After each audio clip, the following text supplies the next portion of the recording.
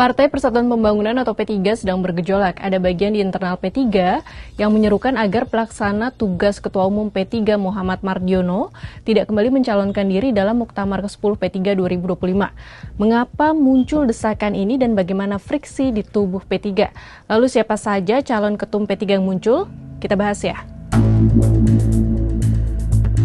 Sekretaris Majelis Syariah P3 Fadlolan Musyafa dalam Musyawarah Nasional Alim Ulama dan Silaturahmi Nasional Ulama Il-Ka'bah atau Silatnas pertama di Pondok Pesantren Khas Kempek, Cirebon, Jawa Barat, Senin 8 September 2025 menyerukan agar Muhammad Mardiono tidak kembali mencalonkan diri sebagai ketum.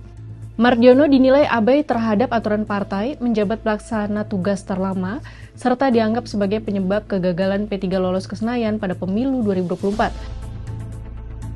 Seruan ini tak main-main sebab forum Silatnas dihadiri oleh tokoh penting P3, yaitu Ketua Majelis Syariah Kiai Haji Mustafa Akil Siraj, Ketua Majelis Kehormatan Kiai Haji Zarkasih Nur, dan Ketua Majelis Pertimbangan Roma Hurmuzi.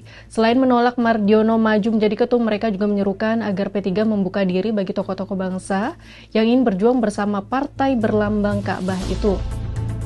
Lalu bagaimana seruan agar Mardiono tidak maju lagi menjadi ketum ini ditanggapi? Wakil Sekretaris Jenderal P3 Rapi Hardiansyah Rabu 10 September menilai tidak ada dasar konstitusional atas seruan agar Mardiono tidak mencalonkan diri. Menurut dia, setiap kader berhak maju selama memenuhi syarat sesuai AD/ART partai. Forum seperti Silatnas tidak bisa mengambil keputusan yang mengikat di luar mekanisme partai. Ia pun menegaskan penentuan calon ketum tetap berada di tangan muktamirin dalam forum muktamar. Rapi juga membantah anggapan bahwa kegagalan P3 pada pemilu 2024 sepenuhnya disebabkan Mardiono.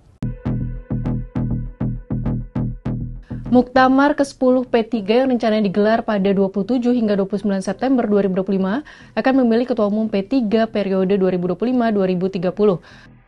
Pada 7 September 2025, juru bicara P3 Usman Tokan mengatakan hingga kini sudah ada beberapa tokoh yang berminat untuk menjadi ketum P3, yaitu PLT Ketum Mardiono, Husnan Bai Fanani yang saat ini menjabat sebagai pelaksana tugas Ketua Umum Persaudaraan Muslimin Indonesia atau Parmusi.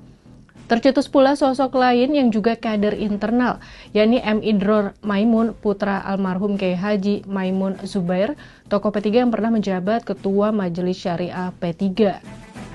Terkait sosok calon ketum P3, Direktur Eksekutif Carta Politika Yunarto Wijaya menyampaikan pemimpin P3 idealnya adalah tokoh senior yang memahami seluk-beluk partai itu.